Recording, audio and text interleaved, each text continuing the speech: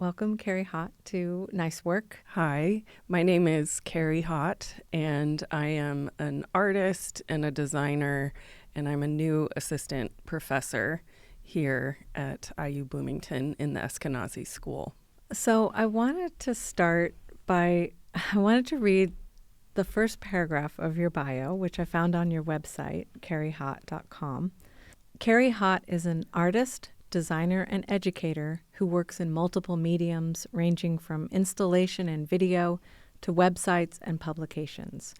Her work focuses on opaque technological systems and how these impact our sense of self, time, and agency. Through her work, she sets up shared experiences that question how technological infrastructure is made legible and by whom.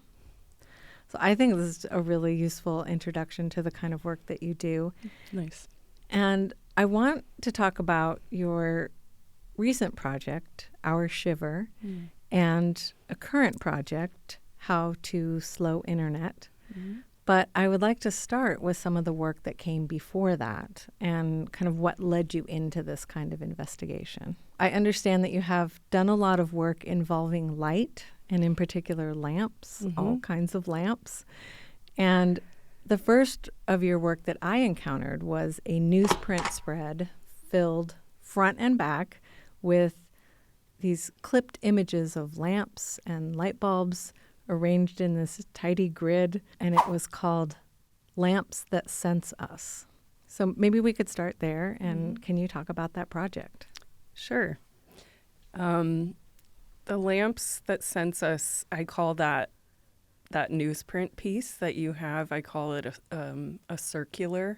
So I'll start with the format and what it's what it's referencing, which is the grocery store or drugstore circulars that are still, around, even though a lot of our material is circulated digitally. There's still these kind of like low-cost newsprint, coupon deal advertising leaflets, circulars that are filled with products, and they're very busy. And so I chose to adapt and reference that format at a time when my research was, this was around, I would say all of this was really like at the top for me between 2017 and 2019.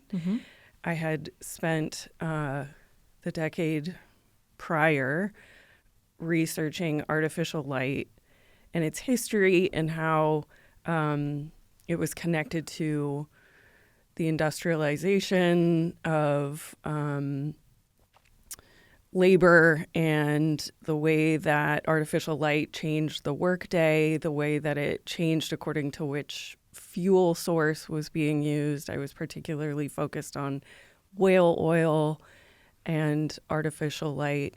So I say all that because I had spent years really looking back, and then around that time became quite fascinated with this new development in lighting technology, where lamps were not only electric, lamps, but could also have other components like a motion sensor or a camera.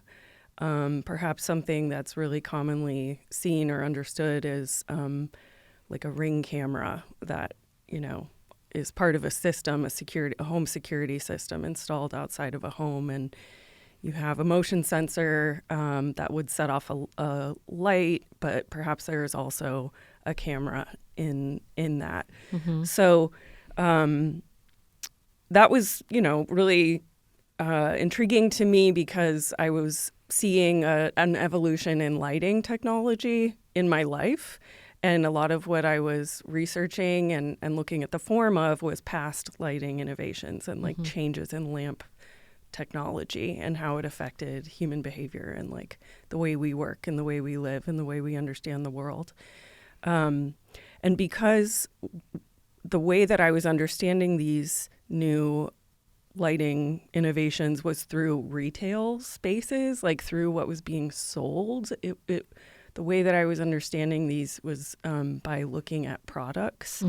I then decided to create my own sort of like product circular Yeah. to show, I think of it also as like a guide. Here are the lamps that sense us. Here's a matrix of all of these different devices that not only light, but they may also sense you or capture your image in multiple ways, potentially, depending on what they have. Yeah, when I saw it, I also read it as kind of so keep your eye out for these. Yeah. Yeah. Like you might not realize it, but that one has a camera in it. I don't know. Yeah, exactly. I mean, I think that's what started to, in my work, I will think of a form. My research just continues. It's like a river underneath my studio that I just keep rolling. But I'm, really, I'm someone who makes things. I'm someone who designs things and thinks a lot about form and material. And so I can't say where the circular, like if there was a moment that I can recall that seemed to be the solution, but I just thought, well, let's try this.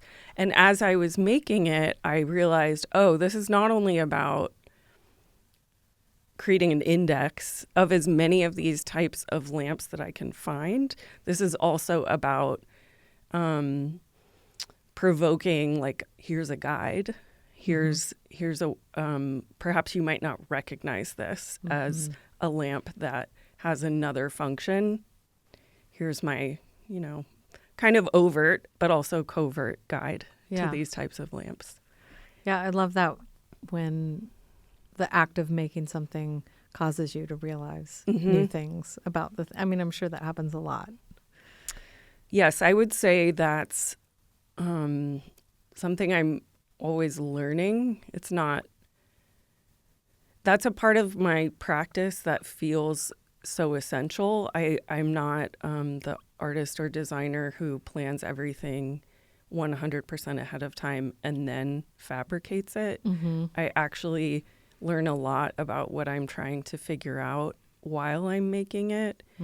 And I think that's where I really am. I mean, the blurred line between artist and designer is like an endless conversation, but that's where I really feel that like my practice really is as an artist who makes work about design. Okay. So as just a subtopic, I guess. But that process of figuring out while making is essential. It's frustrating. It's also like the best part often. So yeah, that sense of discovery. And you have a recent or current exhibit in San Francisco called Years Ago. Yes. Yeah. Do you want to talk about that? Sure. Years Ago is at a gallery in San Francisco called Et al. Gallery. If you're familiar with San Francisco, and it's in a neighborhood called The Mission. Really wonderful art space. And this is a solo exhibition. When you walk into the room, it's an installation that has 2 videos on flat screen monitors. And then in the center of the room is what initially appears to be just a long table. It's about 25 feet long, 1 foot wide on one end and 2 feet wide on the other end. I think of that table as a giant hand of a clock. And it appears in the videos that are both on either side of the room. And those videos, one is a timer that looks like a giant iPhone, and the hand moves around the clock. And then in the other video, the giant clock hand is a table. It's a surface on which there are people, shown by way of their hands on the table, trying to make things or figure things out. So one monitor is a clock, like I said, and then the other monitor is a view into the process of trying to look up different histories or ways of understanding time. So it's a really abstract exhibition about really abstract concepts like time and the way that time has been like industrialized or synchronized through technology, the way that it's shifted. The timer, the iPhone timer on one of the flat screens, for example, it's a 15-minute timer. And that came from, I was thinking about how 15 minutes has this whole new meaning in my life. It's more meaningful and is a more frequently referenced unit of time in my life now than it was even 10 years ago. Really? Just because of being a busy person. Also, I think that the way that I'm relating to my work and dividing up time and thinking about time blocking and trying to adapt and try different ways of managing time, it's something I both like use but also look at as a phenomenon of this time of like dwindling attention span, being pulled in a lot of different directions, multitasking, thinking about if I set a timer, then I'll be able to focus for 15 minutes and then I can then, not focus. I'm not saying I'm like outside of that reality. I'm inside of that reality, but I also find it really intriguing to look at and how that experience is different for me than it was 10 years ago when I didn't have a smartphone. And I was not like so online, as they say. Yeah. So I've described the installation, and the origin of this way of thinking for me began when I had a residency at a Center for Spaceflight Research at UC Davis back in California as part of a limited time residency program where two faculty there created a short-term program to put artists in research labs on campus. It's a very special, interesting program. I think a great model. Yeah. So I spent 4 months. I didn't live there. I just visited as frequently as I could. I could take a train from my home in the East Bay to Davis. It was about 2 hours each way, which that train ride became a very important part of the thinking process. Yeah, I could see how, especially if you're thinking about time. Exactly. Yeah. Thinking about the synchronization of time that was enabled by the railroad, and the necessity of like having a shared time for arrival and departure, and organizing the rail system, and that that occurred to me, and that was interesting. But as I spent more time going back and forth, I was also reading a lot about satellite infrastructure. That was the subject I decided to use as my focus, and then thinking beyond railroad time into how satellite infrastructure then created a whole new level of synchronization of time. I went down a lot of rabbit holes, I would say, during that time. It's obviously a very big subject. Yeah. And it was both, like, it was such a wonderful experience. My time in the lab was it was full of really kind, interesting, smart people who were inviting me into their work and allowing me to think about the subjects that they were exploring, and what it means to be iterating as a scientist, which in many ways looked a lot like an artist or a designer. But I also, when I would leave the lab and I would think about the overwhelming amount of infrastructure in space, it would start to, become a little bit emotionally overwhelming for me. So I would say developing the exhibition came from a place of, having a lot of time to think deeply about these subjects, but also trying to convey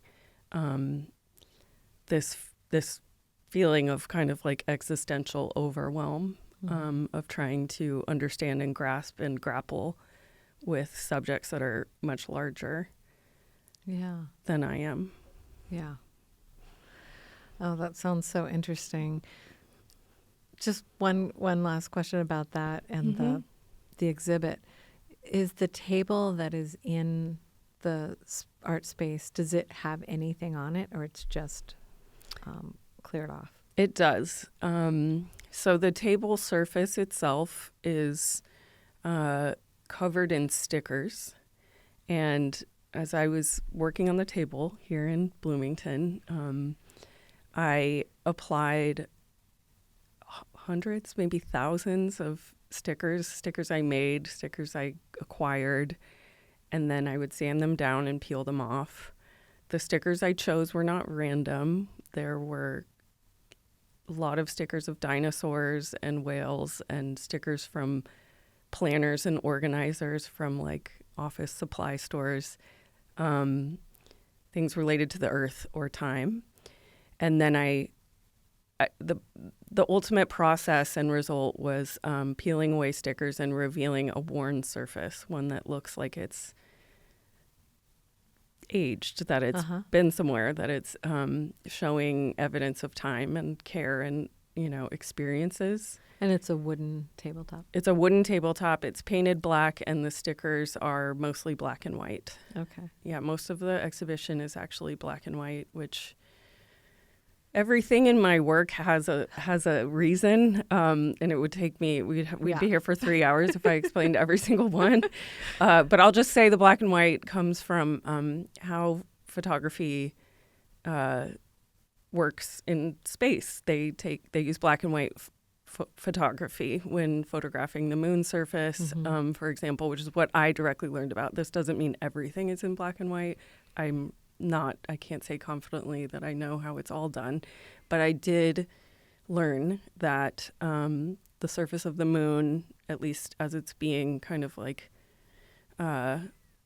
studied now, and the process that they're working on is black and white photography process because there's less data.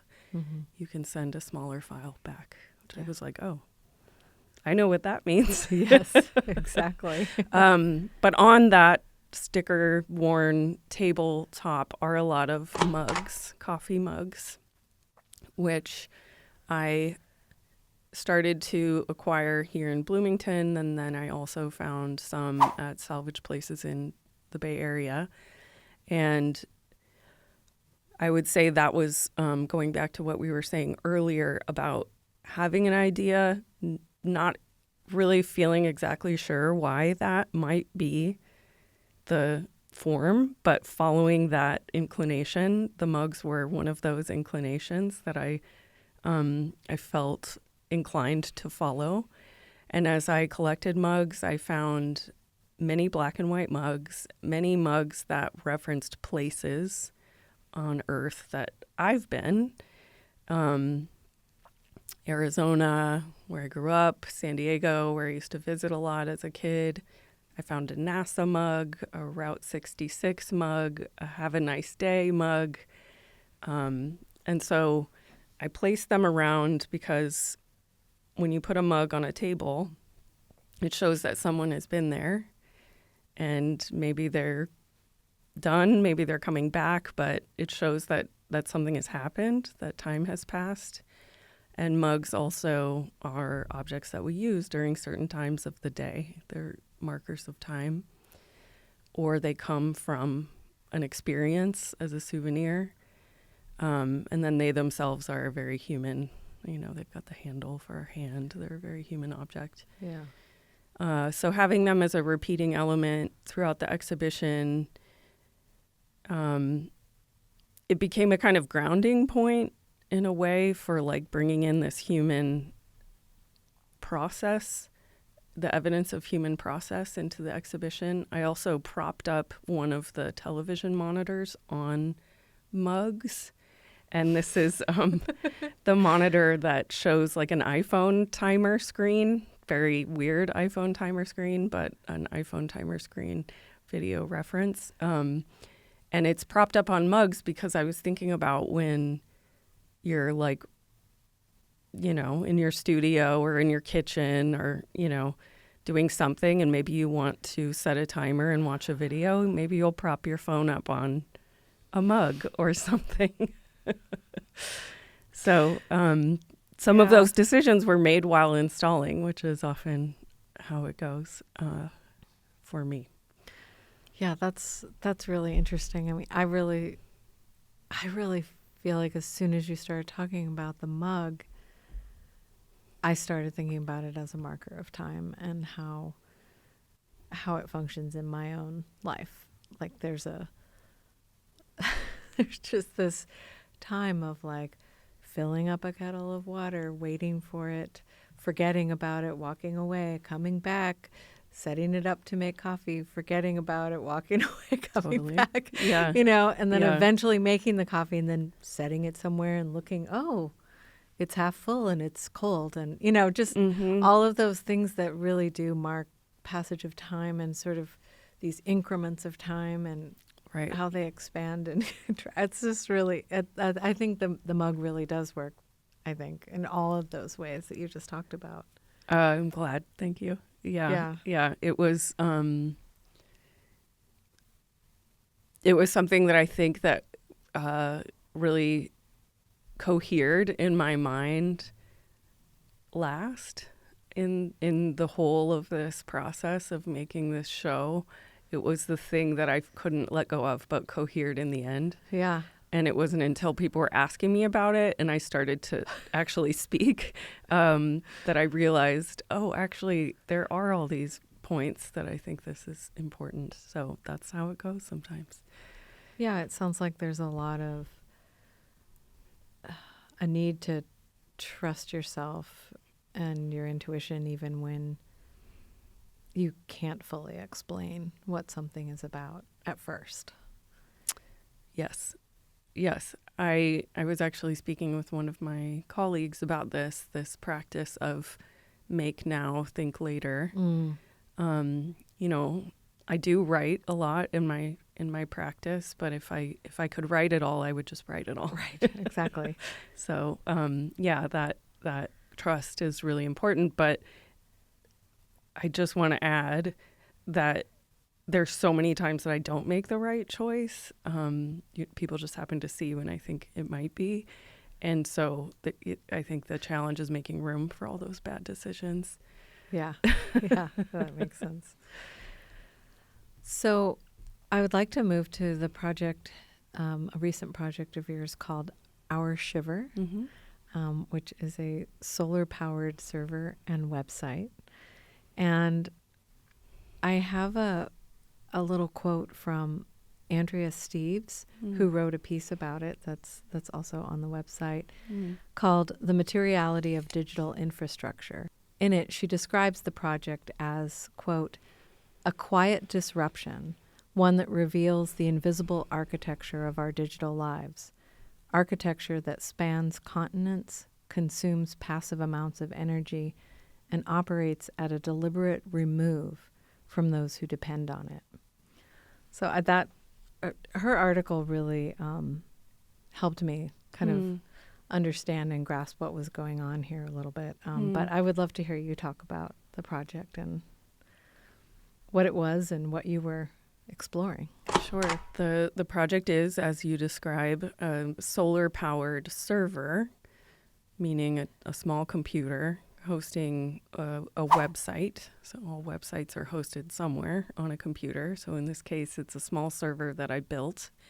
And instead of running on grid energy plugged into the wall, it's powered through a solar panel, taking in solar power to a battery that then powers that server. The website that is hosted on the server is one that references its own infrastructure. So as soon as you load the website, you can see how much battery power there is, and you can see other metrics very specific to time and space, like where the server is located, its latitude and longitude, the time, the temperature, the weather.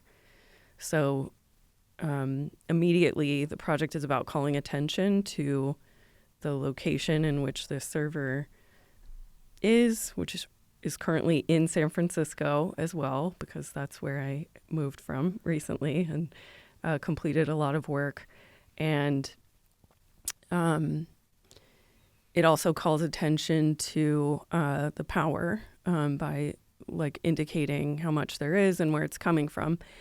So beyond that, the rest of the content of the website is in the form of essays written by 5 different artists and writers, writing from their perspective in relationship to subjects that connect to this project, whether it's labor in relationship to data center and server infrastructure, our experience with the internet. So it covers a broad scope through 5 different essays as a way to think more broadly about the implications of what is actually kind of a simple little computer just connected to a solar panel. Yeah. Yeah, there's more, but I'll pause because of course there's more.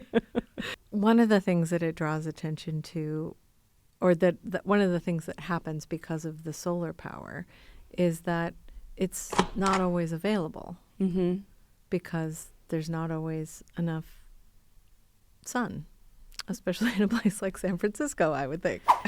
It's true. So this was all a commission by a nonprofit in San Francisco called The Lab, which is one of the oldest art nonprofits in San Francisco. I have to say they're really important and in a place that's experiencing some tough times for the art community. I just want to recognize their role in this project. It wouldn't exist without them. And they are located also in this neighborhood called The Mission, which happens to be extremely sunny. So the Bay Area is full of microclimates where certain neighborhoods, it's foggy and overcast. Those people who live there would probably say like most of the time. And those neighborhoods have a reputation for it. The beach actually is really foggy and overcast all the time. But the Mission, which is farther inland, just by nature of like the geography of that very small peninsula, gets a lot of sun. And so the uptime, as we call it, the time that the website is up, has been really consistent. The only thing that's actually drained the battery has been a small light that I installed on the server itself and connected directly to the battery. It's a small appliance light. And that's there as a playful way to show when you walk into the space at the lab, you'll actually see the server right away. It's there in the entry. It's in a big clear plastic plexi vitrine and in a display that looks like it's like a museum display. Yeah. But inside of that vitrine are electrical components and this very small credit card size computer called a Raspberry Pi, which is hosting the server. So the light that's connected to the battery is meant to be a really immediate indicator of like, do we have power or not? Yeah. But what we discovered through this was that the lamp, once the sun goes down, that light bulb, not lamp, but the light bulb actually uses all of the battery. Oh, gosh. And so, but it's kind of great, actually. I didn't expect that, but I kind of loved it because that meant that the light bulb would be lit at sundown, which, you know, for example, is in the summer, you know, it could be as late as like 9 or 10 o'clock, and then would be lit probably until 4 a.m. is my guess, and then the battery dies. And then the battery is down until it gets enough sun, which was typically around 11 a.m., and then it would remain on. And so there was a regularity to the cycle, and the light bulb was playing a part in that. Yeah. But this was something that was all, you know, discovered after install, which is, again, kind of par for the course. So right now we're trying it without the light bulb and keeping it on, and we'll probably go back to the light bulb too. And so I guess, like, back to your question, it's not always available. The idea is that it's not always available. And what does that provoke? What possibility might that open up? This idea that our internet could not always be available.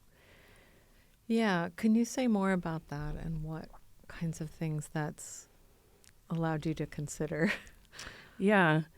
I want to start by saying that this project came from my discovery of other solar-powered server projects exploring these ideas. So it was definitely not the first. It was one that I used as a way to explore what it means to create a solar server in that location. In the lab, using I designed the site referencing a lot of aspects of that place. Like the colors were all chosen from elements of the building, right? Like the color of the floor and the color of walls and Right, exactly. So all of the colors of this site reference, the floor, the ceiling, and the neon sign outside. And the design itself, which is a grid, references the ceiling tiles in the space, which are acoustic ceiling panels. But so when I speak about these questions of a 24/7 internet and what possibilities open up in our own imaginations when we think about time limits or a non 24/7 internet, which could affect so many other ways that we live and work.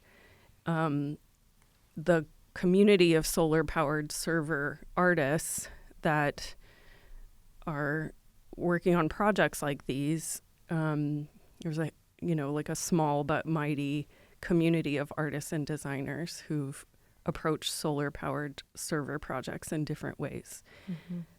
I think each of them provokes this possibility in different ways, and thinking about like reducing infrastructure and reducing it to something essential, and showing like what might happen if you create something very minimal and show how like robust it still can be, and in terms of what it can host and what how you interact with it, but also when it's gone, when it goes down. For example, if a website goes down,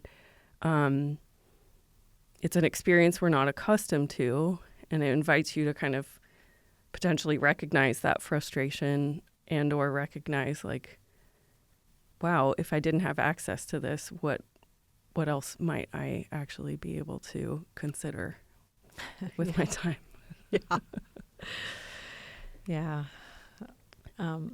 When I was looking into this and thinking about it, I was thinking about how with this show we have a certain kind of file sharing system that we use that is new to me. We weren't using it before. And it's just really made file sharing so easy, and everybody can just get what they need, and we don't have to upload something and send it to somebody and then download it and send, like it's in the folder, go get it. And then, we're cruising along, everything's going great. And then it just went down one day and nobody could access it. And it was like so frustrating. And we're just like, great, this utopian thing we have is now gone. And then, I was thinking about like what we could have, like, oh, well, how important is this? And, we're doing this art and culture show. Maybe we walk down to the museum and look at some art instead or something, what else could we do if we can't access these files that we need to do our work? So I don't know. It was just an interesting thing. And also just, it is so opaque. I don't understand any of this. I don't spend time thinking about it. I don't want to. Yeah. There's part of me that doesn't want Of to. course. Yeah. And like, for instance, I didn't ever really consider the redundancies that are needed to have something constantly be available. Right. You Sure. have to have all this backup and Yeah. double of It's everything. sophisticated engineering. Yeah. It's obviously specialized knowledge, but it's also something I think what I'm always curious about, wondering about, thinking about is like, what are we actually invited to learn more about in our devices, in our infrastructure? And what happens if we do know more about our systems and our infrastructure? I'm speaking generally, obviously, but going back to the lights and the lamps project. At that time, I was thinking about smart devices and looking at the design of those devices and noting how smooth and closed they were. They felt, the things we live with can sometimes feel like these really closed systems, and often are. And so how does that small device, how does that parallel something really large, like internet infrastructure? How does the sense of that being a closed system, how are those two things similar? And what can come of trying to take apart your home device and understand how it works, and what can come of trying to look at your internet infrastructure around you and understand how it works? I mean, when I began thinking about this 10, 15 years ago, I felt like what I was describing was not very common. I was inviting my students to think about taking apart different, objects and learn how they work. I was leading classes to our local grid, subsystem to look at that and see what we would think of what we were looking at. I would say now, because these systems impact our lives so much in different ways, and it is a little bit broader of a conversation, it's interesting to be still invested in this work, but notice that this conversation is more common and widespread. Like, what is happening with data center infrastructure in this country? What are the implications of this platform when I sign up? What are the implications of this device that I put in my home? So it's both something that I appreciate that the conversation has broadened, but also systems feel more closed. So it's been an interesting wave, I would say, in this research. So you're saying that the systems seem more closed now than when you first started thinking about them? More or the same. Perhaps it's the same, actually. Different animal. I have different views on it because the nature of how I interact with systems has changed, or I know more than I did, and we collectively might know more than we did 10 years ago about going back to the smart devices, like having a home assistant in your home, like a different, I don't want to name any platforms right now, but having, like a smart home assistant. There was a lot of mystery at first, and now I think that my experience, which is not everyone's, but my experience is this conversation is more widespread, and there's more information about what the implications might be. Do people know everything? I don't think so, but yeah. But you don't see necessarily an opening up of that closed system. It's just more people are thinking about how closed it is. Yeah, I guess that's safe to say at this point. and the conversations have become more nuanced and complex as the technology has become more complex and evolved further. And again, I'm approaching this as an artist, so I don't claim any expertise. In fact, quite the opposite. I really like hold ground in my position as someone who's just, I don't have specialized knowledge. I mean, I do like work and teach in technology, but you know, my position is much more like like I have a lot more in common with most folks than I do with like a special software engineer. So I think staying grounded in that position is important because my vantage point is what I'm curious about. I'm curious about what I can know, what I do know, and what is made like clear to me and what is not. How far can I like take something apart or try to approach a power grid subsystem to try to understand it. If it's the thing I'm using, I would like to know more about it. And when I hit a limit, that's what's interesting to me. And so I don't necessarily make work directly about that, but it does really inform my process. Yeah. It leads me to a question that I had. You're doing artistic investigations, which require a lot of scientific research and study, and you're working in the realms of science and technology, but you're doing so as an artist. What is the distinction between these two modes of inquiry, and also how are they similar? Well, I think that to the extent that I am in a science or technology domain, when I put together a server, I am doing small-scale electrical work.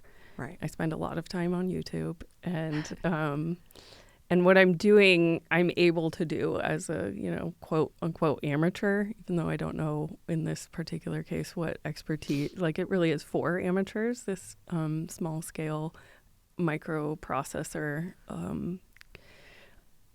experimental computing world. So I tinker a lot. I did a residency at the San Francisco dump almost 10 years ago where I took apart hundreds of electronics to ultimately include maybe like 10 in an exhibition because I broke so many or I decided not to use certain things. And there were so many electronics, VCRs, stereos, CD players, coming through that it was a very unique circumstance in which I could, you know, just take things apart. So I think I don't feel comfortable saying that I'm in the world of science, in particular technology. Yes, it's really because I'm like kind of an impatient tinkerer, and I always have been. And I taught myself how to code 20 years ago because I wanted a website. I wanted to know how to make a website. Now that's something that I teach. And it really comes from a place where I want to know I want to make something. And sometimes this really serves me. Sometimes it really does not serve me. Like sometimes I don't know what I'm doing and I get into the weeds and I have to call it and I move on. But the two parts of my practice that I think have stayed with me, where I began as an impatient tinkerer, are working with code, building websites, and working with and taking apart electronics and looking at how they work and trying to make new things out of them. So when I had done that previously at the dump and in other projects, when I decided to take on a solar-powered server, I had not done that before. I had come across and utilized guides from other artists who had created solar-powered servers. But it was really my background just tinkering and taking things apart that gave me the kind of like wherewithal to take this on.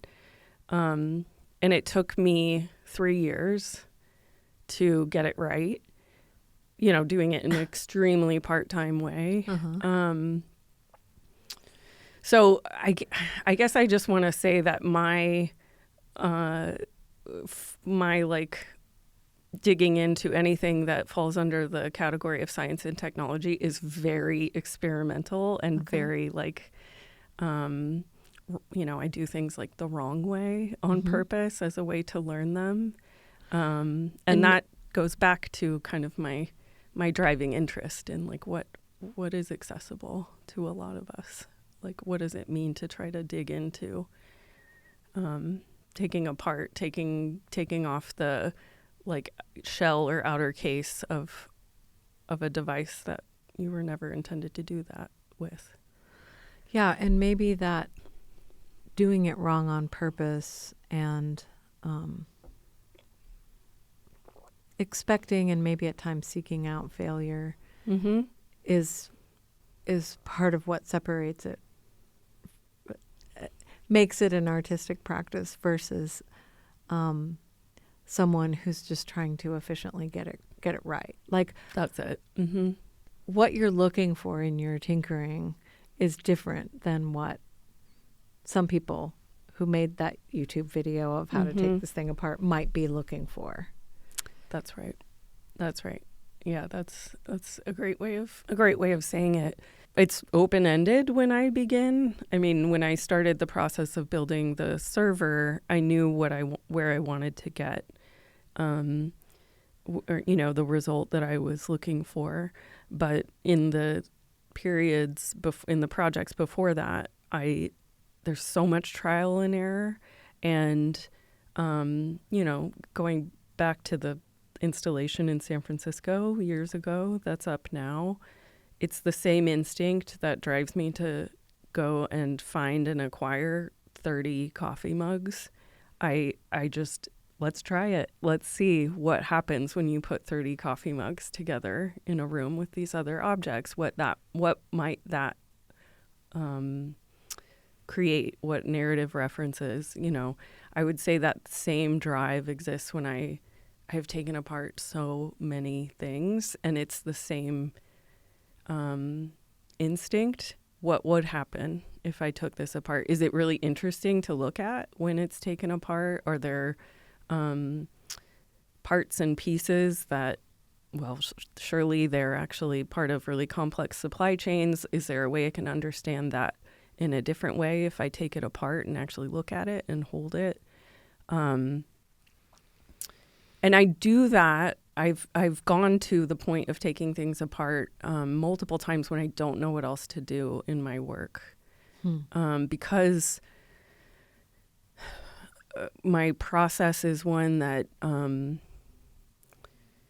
stick with projects for years at a time, and I push through research for years at a time. And when it's finally in a public finished form, it's usually an installation. It's something that needs space, and it needs support, and it needs time. And so there are periods where I'm like tired and I want to perhaps pick up a new thread or start something new, but I don't know where to begin. I have all of these things I've learned. I have all of these things I've thought about, but what is the form? And how do I try to capture that ineffable thing that's not exactly words, it's not exactly statistics or, and for me, that tinkering process and taking apart and pushing around and putting together is like crucial. It's gonna sound so corny when I say it, but it's like a poetic process. It's trying to set up the components of poetry in a way where I have the drive from within that comes from like a deep, investment in, subjects of like how infrastructure really mediates and shapes our experience. But what I'm trying to actually create is something that feels like weird and poetic and inviting and unusual. That actually makes so much sense. It feels like that is one of the roles of art, is to invite people into these questions in a way that they might not otherwise feel invited in or curious about. Totally. Exactly. Yes. Yeah. Thank you. You said it. It really is. I don't claim, I think one of the things I struggle with in my work is that I really am exploring subjects that do have a lot of like right and wrong and a lot of technological, information that's really dense and scientific, like referring to the spaceflight lab, like there's so much there that's, just so rigorously scientific. Yeah. And so I do have to speak about these things because I've spent time around them. I research them, but I'm not interested in, acquiring that expertise at all. I am more interested in figuring out a way to enable an experience for others that pulls in the questions that I'm grappling with in a way that I haven't seen before, Yeah. Yeah.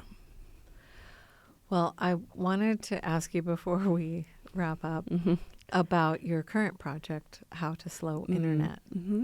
How to Slow Internet really came from Our Shiver. Our shiver, like as a word, shiver is a reference to this idea of shivering down to the most essential, most basic form of something, shaking off the extra. Just as a side, could you say where that initially came from? Yes, that came from when I was conceiving of this project and trying to give it language and description and shape. I learned from another project called Low Tech Magazine, not How To. It's called Low Tech Magazine. They are, I consider them like the original solar powered server. It's an amazing magazine based in Barcelona, and they have guides on how to set up your own server and how to reduce the weight of your website, which means it might take less energy than a website that has really rich images and videos and other meaty files. And they advise you to dither your images, which is a process of removing data from an image, so much so that the image itself starts to look more like it's not pixelated. It almost looks like it's ready for a screen print. I don't know if that helps. It's beautiful, actually. It's legible, but a lot of the resolution has been removed, and there's different ways to do it, and it reduces the file size a lot. And so that felt like a really practical tool, but it also felt like a kind of metaphor for the whole project in a way. So I looked up the etymology and root of dither, which led me to a story of a shaking process in early computer history that accidentally led to more accuracy. So as I do, I just kept following a thread and found a unique frame, a unique word that I felt like was kind of what I was thinking about, but not exactly, which seemed right. Yeah, so How to Slow Internet emerged from that project, and Andrea Steves, who you quoted, is actually one of my collaborators on this project, along with Timothy First now. And the three of us began to envision a solar-powered server network. So not just one, but at least 3, and well beyond that if we can, solar servers in different locations that would collectively host the same website, which would be How to Slow Internet, but each also host a website very specific to that location. So, really, the project is coming from the same place as Our Shiver, thinking about the both practical as well as imaginative possibilities of a website and server that isn't up all of the time, but also trying to bring attention to the regionality or possible regional references for an internet network. What does it mean to think about a website that's hosted in a specific place about a specific place? Mm-hmm. So that's the large umbrella and goal of the project. It also has some kind of like sub forms. There are about 10 of us who meet seasonally to kind of deliberate and talk about our projects related to these subjects. And we also try to track resources and circulate resources that fall within this practice of, experimental computation or trying to set up your own infrastructure or set up limitations to your own infrastructure. So there's a collective of artists and designers and technologists who are all interested and invested in this that are part of the group.